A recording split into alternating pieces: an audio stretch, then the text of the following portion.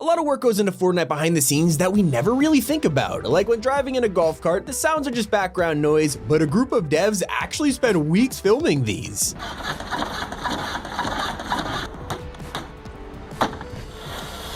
And they're still doing this in Chapter 4. With the new Nitro Drifter, they needed a fast engine, so one of the devs offered to record their car. Whenever I drive around in this thing, I'll always be thinking of this.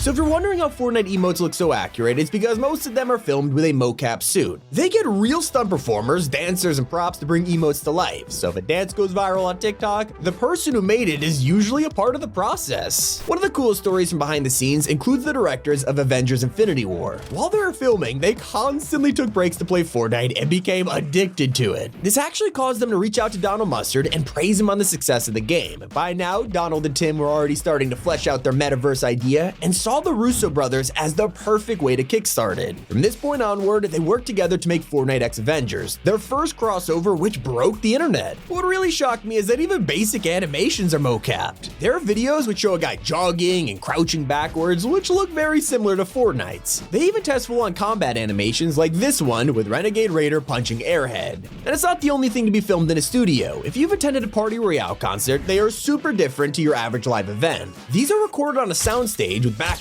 dancers, cameras, and live instruments. They wanted to replicate the feeling of going to an actual concert when we were all at home during lockdown. And it's not the only time celebrities have appeared in Fortnite. As you know, the Foundation is played by The Rock. At the time, casual players are blown away, but diehard fans already knew this was coming because Dwayne was teasing it for months. He was revealed in December 2021, but all the way back in March, he said, "This is all done to strengthen and evolve and grow the power and the force known as, the Foundation."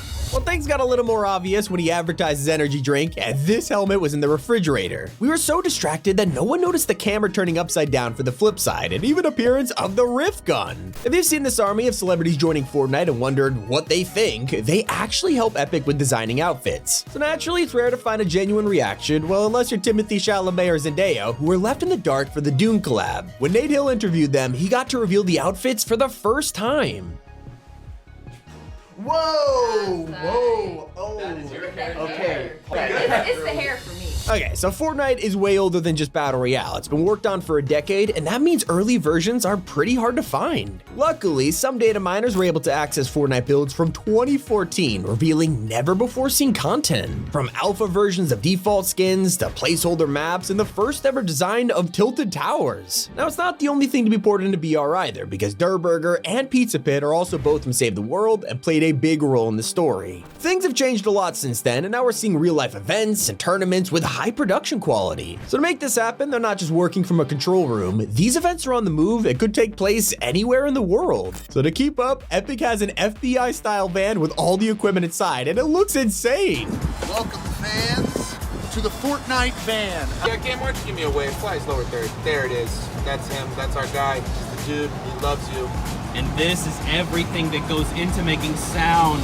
Now, you wouldn't expect it, but even Fortnite's strangest weapons are based on real life. Now, of course, we know about the Scar, the AUG, and the Tommy gun, but things like the Dragon's Breath shotgun are based in reality. Even the quad launcher is an M202 Flash. As for the tactical rifle, it has small details like the trigger discipline, but it's also based on John Wick's gun. The animations are identical to the way Keanu Reeves holds it, and these training vids even show him reloading a shotgun. But it's side by side with the combat, and it explains everything. That's not the only thing taken from real life. Jules has been a popular outfit for years, and she's covered in tattoos. This is where Sam comes in, an Epic employee with tons of similarities. She started wearing the skin as her main, and people wondered if it was actually based on her, so Sam admitted, "It's an ongoing rumor that whoever made her created her after seeing me." Not every design makes the cut though. Travis Scott's event is still one of the biggest things Fortnite has done, and Epic used some clever tricks to make it work. If you remember the giant skull trooper in the ocean, this was animated with a mocap suit and a rubber band. Those markings on the floor were the Chapter 2 island to make sure they didn't leave the map. As for Travis's Icon series, it revealed an interesting secret that most players didn't know about. We got two great designs, but these are the skins that got approved. With every collab, there's a huge list of concepts that never make it. We're not supposed to see them, but one of Travis's concepts was leaked after the event, giving us a rare glimpse behind the scenes. And we recently got a collab that no one even realized was happening. Crossheart seems like a regular skin at first, but this was made in partnership with a famous Japanese artist. His name is is Yoshitaka Amano, and he has worked on things like Final Fantasy, Speed Racer, and Vampire Hunter D. In Fortnite, he designed Crossheart's loading screen, outfit, and it's even suggested that he made the Monolith POIs. In the files, they are called Japanese Artist Collab Landmark and share the same codename as the Crossheart skin. It's not the only attention to detail in Chapter 4. Darth Maul just released, and his skin is ridiculously accurate. In the films, Maul's actor left his earring on by accident, but it looks so cool they kept it in. Since then, the character has this piercing, and most people don't think about it, but Epic must have paid attention because it's on his Fortnite skin. It's pretty obvious I love getting a behind-the-scenes look at how a new chapter is made. They needed to go bigger than ever after Chapter 1, with massive island, tons of biomes, and luckily, the process was recorded. You could actually see how they use Unreal Engine to landscape. They make custom brushes, rivers, even the sky needs a lot of work. As for the people that made it, Epic's headquarters look awesome to work at. They moved to a huge abandoned mall, but their old offices were still pretty big. Walking around sounds painful, and that's why they have features like a massive slide, a rock climbing wall, and adorable characters. And so it's no surprise that one developer wanted to work late at night, only to look out the window and see an empty parking lot, except for one person roller skating in the dark, Tim Sweeney. If you're gonna own such a cool building, you might as well use it. Donna Mustard also has fun behind the scenes. I mean, he's not rollerblading at night, but he is technically a part of the 7. In the Season 4's live event, we watched the Visitor hijack a rocket, and for a moment, you could hear him talk. This was the voice of Donald Mustard, so technically, he's the Visitor. Other secret actors include Matt Mercer as Midas, Steve Bloom as Wolverine, and Mary Elizabeth Winstead as TNTina. Another icon is Patrick Mahomes. Not only was he the first NFL player in Fortnite, but his trailer showed him walking through a Hall of Fame. This wasn't a green screen. Epic used real props, and the background was made in Unreal Engine. The same technology is used in shows like The Mandalorian, where they have this LED screen. Patrick Mahomes is on a tight schedule, so this worked out perfectly in just one day. But not everything goes to plan. A rush deadline can destroy projects, and that's what happened with Fortnite's Fracture event. Leakers found unfinished cutscenes that would have taken the story in a completely different direction. We don't know if they were removed because of production issues or if the writers changed the story at the last minute, but it makes you wonder what else has been cut from the events. Maybe Collision has a secret ending we'll never find. And this is also true for POIs. A ton of Fortnite locations look insane in the concept art, only to be watered down for the game. Obviously, concept art is meant to visualize something, it's just an idea, but when you look at the Sanctuary, this was totally different to the final product. It reveals how the 7 were more involved at first, but everything changed. And so rewind all the way back, there was a time when Fortnite was just an idea on a page. In meeting rooms, Epic was trying to figure out what this game would be, and eventually it became Save the World, a cartoony zombie shooter, but at first, they actually planned to make a horror game with realistic graphics. When we started developing Fortnite, we thought we wanted a really terrifying, over-the-top, scary experience. It was very foggy, it was very gray, something in the vein of like Resident Evil. Thankfully, years of development brought us to this moment. It's been a long time coming, but all the hard work continues to pay off. You never want to be stuck in a box and say that's just what we do,